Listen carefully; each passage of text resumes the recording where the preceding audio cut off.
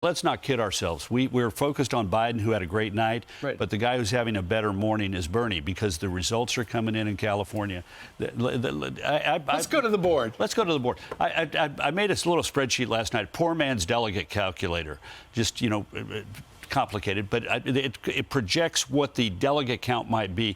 The numbers you read earlier, those are what have been apportioned by generally the Associated Press, and so there were far a lot that have not been apportioned. But I made a little calculator that roughly tells you what might happen. Okay. Now, it overstates what goes to Biden and Sanders. It understates what goes to the people who are on the margin, who might have 13% statewide but are above the 15% threshold in congressional districts. So if you look at it this way, before California, there are 457 Biden delegates.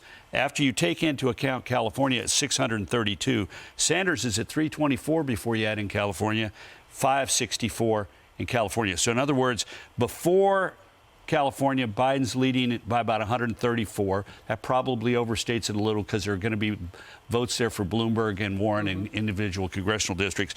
But after you bring in California, that lead for yesterday's Super Tuesday shrinks to 68 delegates. And when you got 3,979 delegates and 1,990 needed to win, that suggests a very close outcome. Right. Very interesting, too. The late deciders seem to go heavy for Joe Biden, which goes backs up what you thought when we talk about momentum. The other thing that's pretty clear is that Bernie Sanders has the Hispanic vote, Joe Biden's got the African-American vote, and they don't seem to be overlapping. They just seem to be running on roads.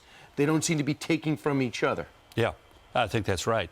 And so what's the nature of the contest coming up?